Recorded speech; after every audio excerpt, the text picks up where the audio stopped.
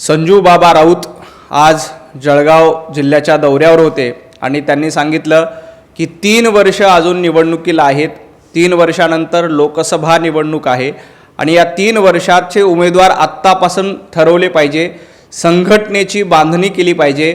खासदारकी कोण लढणार याबद्दलचा निर्णय घेतला पाहिजे. अशा पद्धतीचा सल्ला संजू बाबा राऊत यांनी जळगावमध्ये बसून उद्धवजी ठाकरे यांना मुंबईमध्ये दिलाय.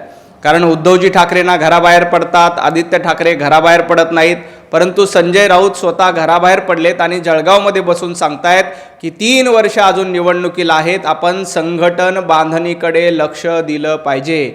हा घरचा आहेर संजू बाबा राऊत यांनी उद्धवजी ठाकरे यांना दिलेला आहे. ही पहिली वेळ नाही.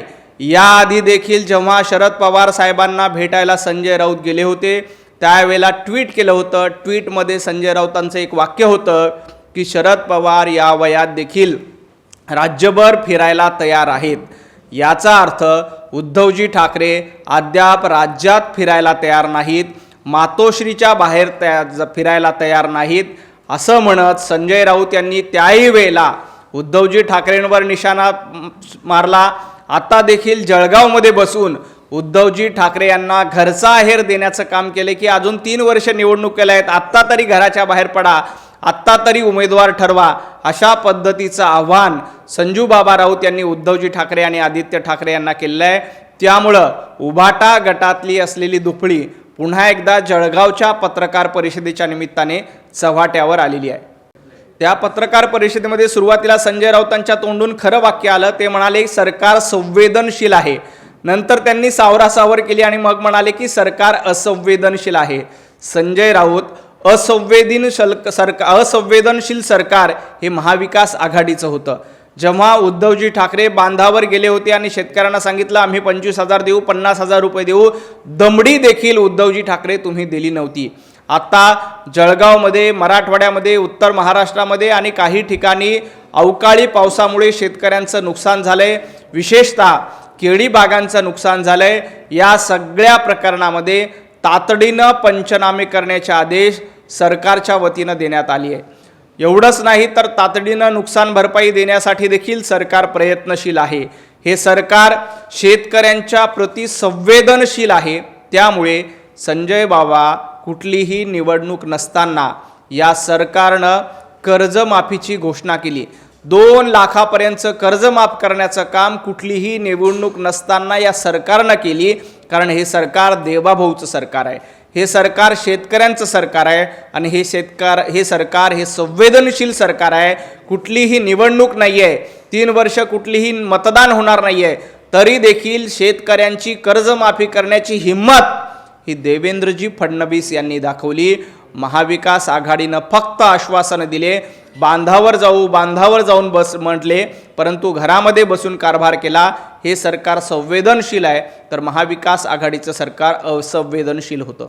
संकटमोचक हे रस्त्यावर उतरतात, बांधावर जातात, शेतकऱ्यांशी संवाद जातात. संजय राऊत तुमचे नेते कुठे आहेत ते सांगा. तुम्ही घरकोंबडा म्हणून काम केले. तुमचे उद्धवजी ठाकरे जळगावमध्ये येऊन नुकसानाची पाहणी करणार आहेत का? आदित्य ठाकरे मराठवाड्याच्या बांध्यावर जाऊन शेतकऱ्यांचं सांत्वन करणार आहेत का? मागच्या वेळेला संजय राऊत असंच कुठलं तरी नुकसानीचा दौरा करण्यासाठी गेले होते आणि मर्सिडीजमध्ये बसून काजू बदाम खात बसले होते. अशा पद्धतीची संवेदनशीलता तुम्ही संकटाचं आणि संकटमोचनचं बोलण्याचा अधिकार तुम्हाला नाही. कारण गिरीश भाऊ हे संकटमोचक देखील आहेत आणि तुमच्यासारख्या नाकर्तेपणाला कर्दनकाळ म्हणून देखील ते काम करतात. ज्या पद्धतीनं महाविकास आघाडी सरकारचा नाकर्तेपणा होता त्यावेळेला त्या सरकारचा कर्दनकाळ होण्याचं काम देखील या संकटमोचकांनी केलं होतं. हे संजय राऊतांनी विसरू नये. जळगावमध्ये गुंडशाही कुणाची आहे? उभाटा गटाची गुंडगिरी सुरू आहे. संजू बाबा राऊत ज्या पद्धतीनं, त्याच पत्रकार परिषद संजय राऊत म्हणतात की जळगावमध्ये पोलिसांच्या माध्यमातून गुंडगिरी आहे आणि त्याच पत्रकार परिषदेमध्ये सांगतात की संदीप कर्णिक खूप चांगलं काम करतात. काहीतरी एक ठरवा.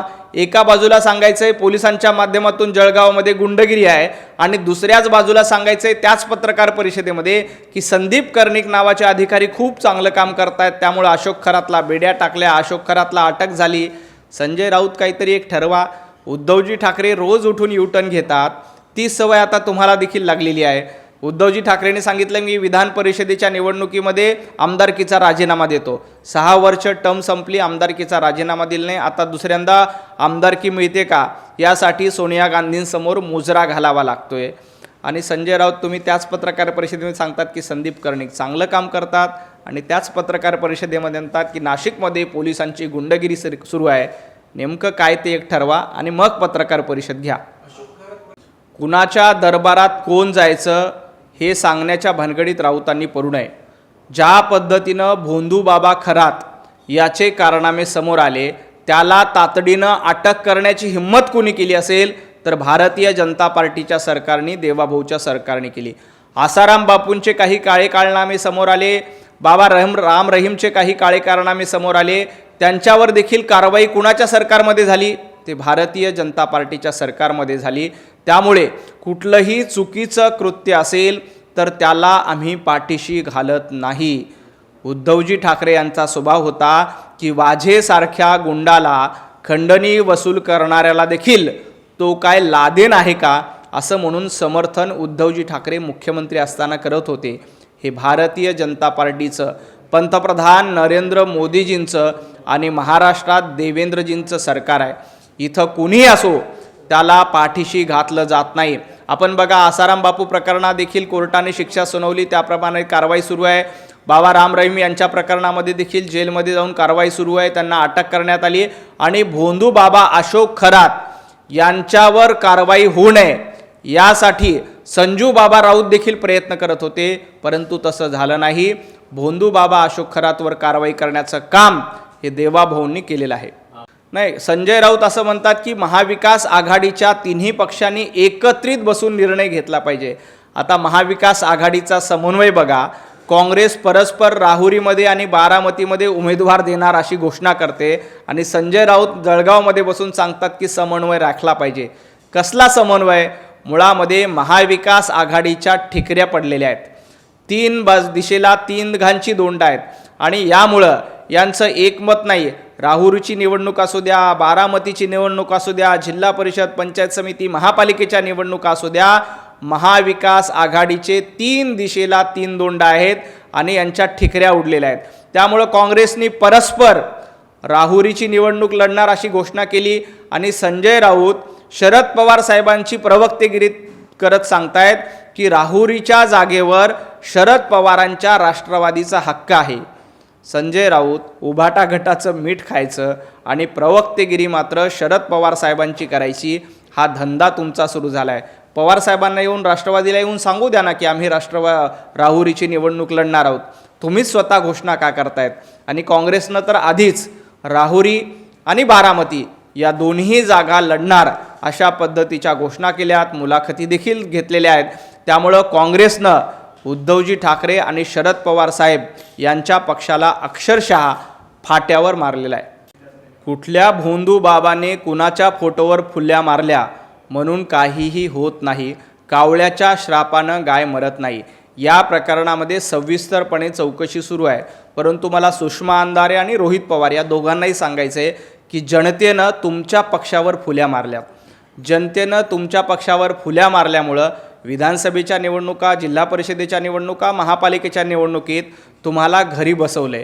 त्यामुळं जनतेने मारलेल्या फुल्या महत्त्वाच्या असतात. जनतेने तुम्हाला घरी बसून तुम्हाला नाकारलेलं आहे. आधी जनतेने मारलेल्या फुल्या या बघा. आणि जनतेनं देवेंद्रजींना एकदा नाही, दोनदा नाही तर 3 वेळेला निवडून दिले.